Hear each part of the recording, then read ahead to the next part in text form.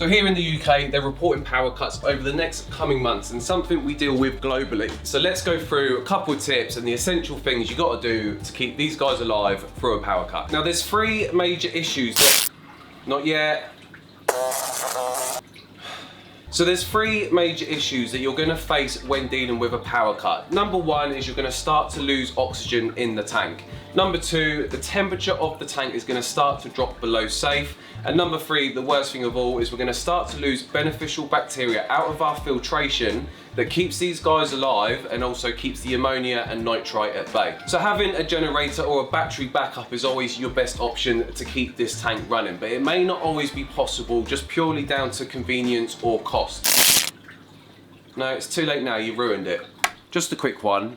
I am aware while I'm doing this video and the demonstrations, my electricity is running, but doing a video in the dark or like this wouldn't make very good viewing, would it?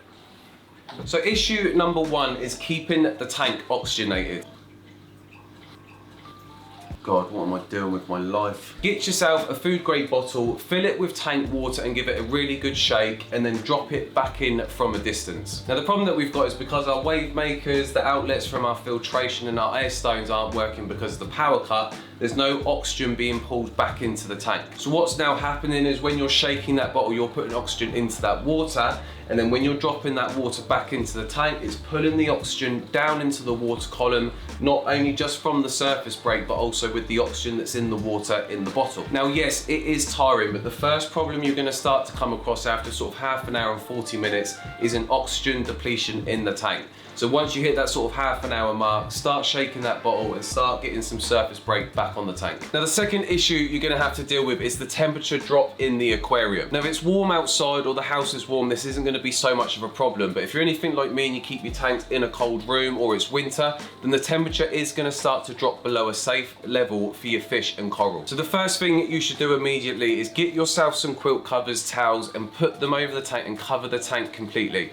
Especially if you've got an open top tank where a lot of the heat can escape through the top. Completely wrap the tank so the front, back, sides and top is completely covered and you're insulating as much heat and keeping as much heat in the tank as possible. Two other things you can do if you've still got gas running or a way to heat up water is this. One, take some tank water or RO water if you've got it lying around, heat it up and drop it back into the tank. Obviously just be careful that you're not boiling it and pouring it back in on top of a fish or coral.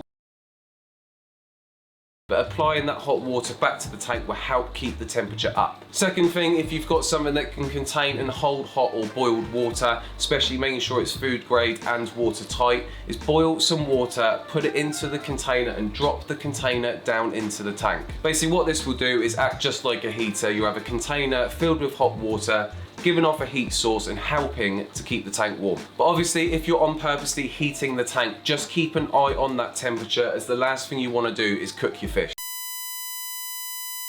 Now the third issue that you've got, if the power outage or power cut starts to creep past the 5 or 6 hours, is we're going to start to lose beneficial bacteria in our filtration. Now yes, depending on the maturity of your tank, the time frame of when bacteria is going to start to die off is going to vary between aquariums. But once you hit that 5 to 6 hours, it's just better to play it safe. So the bacteria in our filtration needs 4 things to survive, and that's a stable temperature, ammonia and nitrite, and oxygen, just like our fish and corals, which is either gathered from the water column or from the flow. So leaving the sponges and media in the filtration isn't going to give it the 4 things that the bacteria needs to survive. So the first thing I would do is take the media and sponges out, give the sponges a quick rinse in tank water, but only a light one, not to lose too much bacteria, and pop them in the tank. So what this is now going to do is the ammonia and nitrite that's building up in the tank is now going to feed the bacteria, and you're also going to have the sponges and media in there helping you deal with it. The combination of the first 2 tips, dealing with the temperature and the oxygen in the tank, you're now giving the bacteria the best chance to survive. Now what I'd probably do again is, because flow is important to bacteria, is every now and then just run your hand through the tank and get some flow going through the sponges and the media. So a power cut is inevitable to experience through your fish keeping career, and they can be a worrying and nerve-wracking experience. And all you're really worried about is your fish and your coral making it through it and surviving. But combined, the tips that I've given you keep the tank oxygenated, keep it warm, keep the bacteria alive, and you'll be absolutely fine. Now once everything returns to normal, it's going to be worth doing a water change just to get some of the potential ammonia or nitrite that's built up in your tank. Ring-a-ding-ding. Now obviously you're going to be stressed out from the power cut, so go and check out this video here and it will give you some tips and tricks on how to make your maintenance and your water change even easier. See you next time.